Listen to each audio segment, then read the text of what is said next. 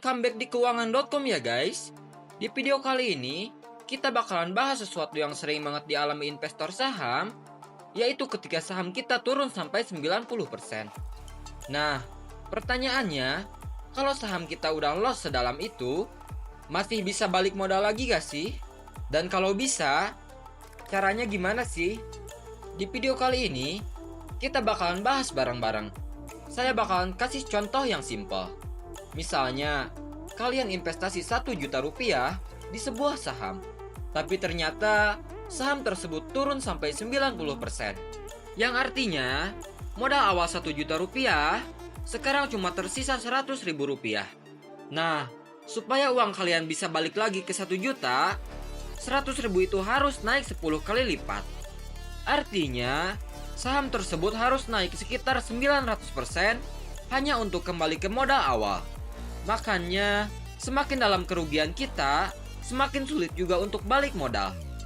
Oke guys, sebelum lanjut, kenapa sih ini penting banget?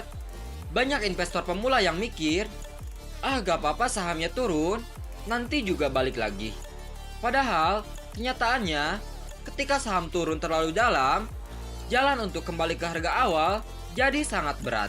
Karena kenaikan yang dibutuhkan jadi semakin besar. Oke guys, pertanyaannya, kalau sudah loss 90%, kita harus gimana sih? Nah, biasanya ada beberapa pilihan yang biasanya dilakukan oleh investor. Yang pertama, average down. Cara pertama adalah menambah modal di harga yang lebih rendah.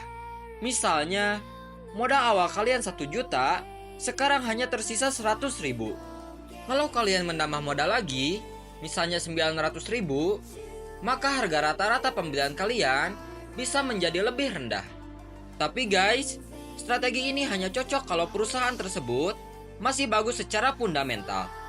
Nah guys, kalau ternyata bisnis perusahaannya memang bermasalah, average down justru bisa membuat kerugian yang semakin besar. Oke guys, kita lanjut ke yang kedua, cut and loss dan pindah ke saham yang lain.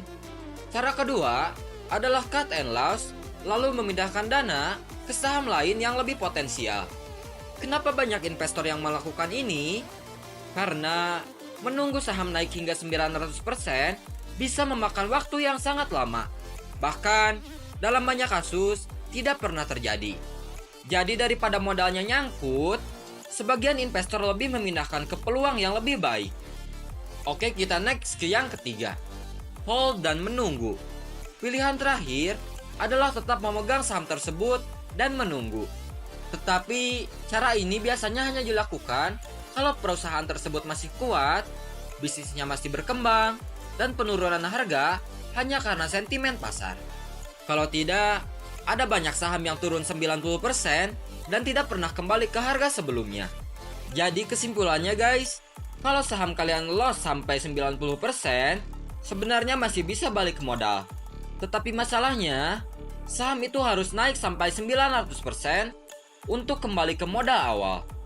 Makanya dalam dunia investasi, yang paling penting itu bukan cuma mencari keuntungan, tetapi juga menghindari kerugian yang terlalu dalam. Dan sebelum video ini berakhir, kalau kalian suka konten keuangan seperti ini, jangan lupa buat subscribe, like videonya, dan share ke teman-teman kalian supaya makin banyak orang yang paham tentang dunia keuangan.